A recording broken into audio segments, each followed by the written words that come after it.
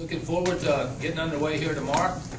It looks like we're going to have a beautiful weekend of weather, and Santa Clara is in town. They worked out a little bit earlier. They're still out here, I think, and they got an outstanding team. We had a chance to visit with Coach O'Brien a little bit, so we're looking forward to getting underway. Questions?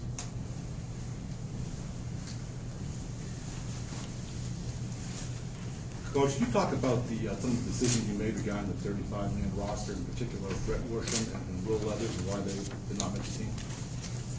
I'm not going to get into too many specifics other than, we tried to put together a team within NCAA guidelines of 35 that we felt would give us the best opportunity, and right now, that's what we've done. Worsham is a guy that has done pretty well on occasion, caught a little bit, but we also had some other catchers that are ahead of him, and he's got some soreness in his shoulder, so he's probably not 100% physically. And Will Leathers, you mentioned, he's a freshman, just not quite ready at this time. I know you want this year to be about this year, but is it okay if tomorrow is a little bit about last year? Well, I'm okay with it a little bit, but the truth of the matter is that it is time to turn the page, and it's a great memory, and it's okay to draw from it. But from this point forward, we're gonna try to do the best we can to put a good club on the field in 2011. Do you think they've done a good job of that? I know there's a lot of new guys that weren't there, but the guys that were, do you think they've kind of put that behind them? Well, I think so. One of the things that helped us, a season ago was the experience that we had. And we weren't a great club all the time, but we were a team with some perspective that I've mentioned in the past. And the maturity helped us a lot in some difficult situations. We never lost more than 2 games in a row, and I believe the experience plays a big role in that. And those guys, we got a lot of guys back. So I think that certainly they have the maturity to know that what happened in the past is in the past, and now we got to move forward. Coach, and having said that, how do you feel about your team following just the last few weeks of the scrimmages and practice? Well, I feel okay, but there's some questions. I mean, there's definitely some questions out front with the pitching staff. When you lose, 200-plus innings that we did out front, Dyson and Cooper, and some innings that Jay Brown had, that's very, very important. We've got some guys that I think are capable, some guys with experience, some guys that were on the staff last year, but they got to be better. They got to be better now. We've got to find some guys to assume those innings, and that seems to be a question right now. We've got a rotation for the weekend, but it's very probable, well, maybe not probable, but it could happen that the guys that pitch this weekend as starters may not be the starters next weekend. They're out there for a reason this weekend, but there's some other guys that are capable, and it's more about performance now to maintain your position. Blake Cooper a year ago was going to pitch. If he had 2 or 3 bad outings, he was still going to get an opportunity. Some of these guys are not there. So if they're not really sharp and impressive, somebody else will get an opportunity. Coach Tanner, this weekend talking about your pitching rotation, all lefties. Have you ever been this heavy with left-handers, and is there an advantage, or does it make any difference? Well, I don't know that there's any advantage. I like the fact that left-handers seem to have more success when your stuff is not as good as maybe a right-hander. You can hold runners a little bit better in most cases. And the one year I believe we were in the College World Series, maybe 2003, with Bondurant, Campbell, and Marchbanks. They were all lefties. So we'll see what happens.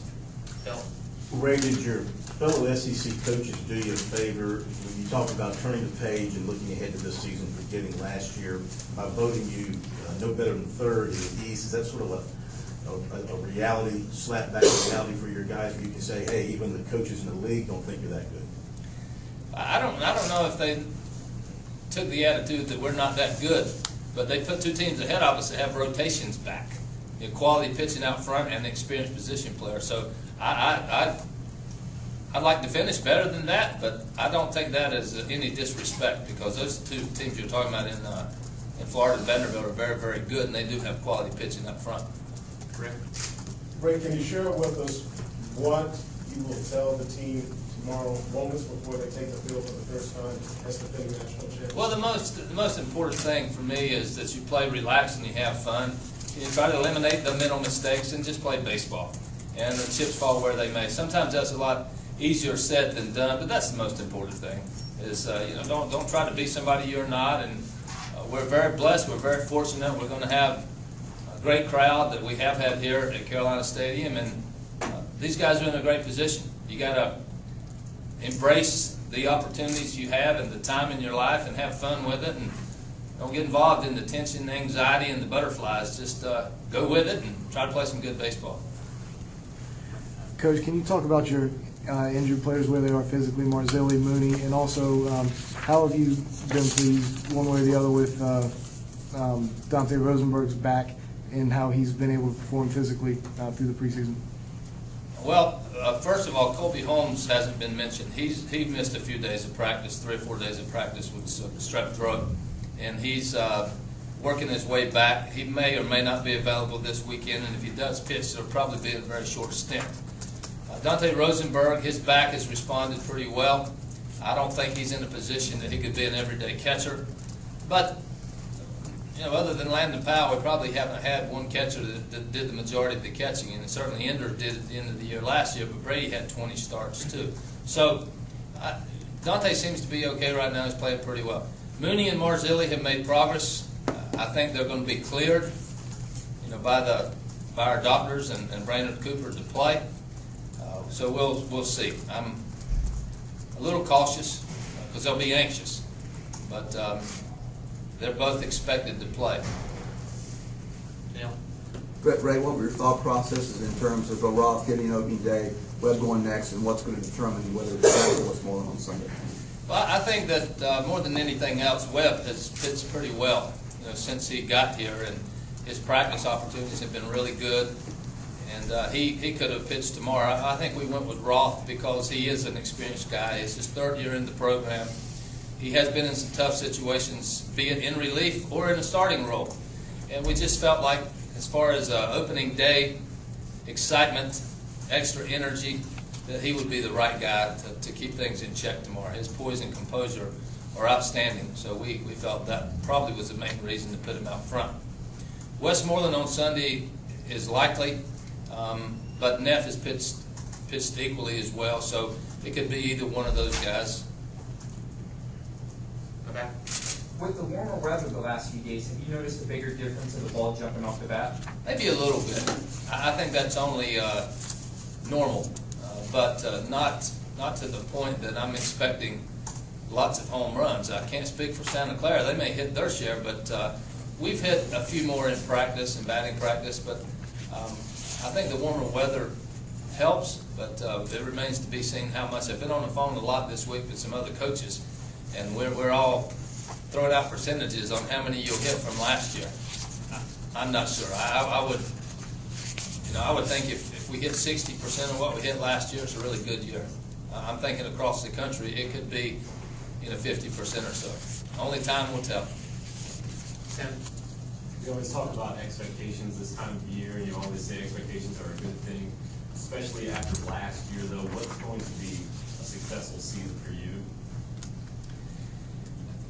I haven't changed since I started coaching.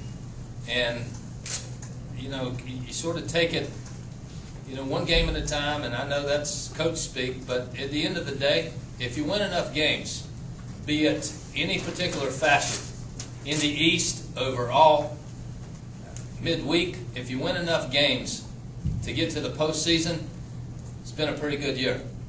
And then you go from there. You try to get to that point, and then you see if you can play well at the right time. And that's essentially what happened for us last year. We're not a great team. We were a good team. And at the end of the year, a lot of people thought we were a great team. But we had to get into postseason first. And that really is a simple goal. You can't lose that opportunity this weekend. You can't win that opportunity. But the numbers will tell the tale along the way. And that's always my goal. Let's play some good baseball, try to play consistently enough and win enough that at the end of the year you get a chance to continue playing. And that's really the only thing I think about. Any questions for our coach?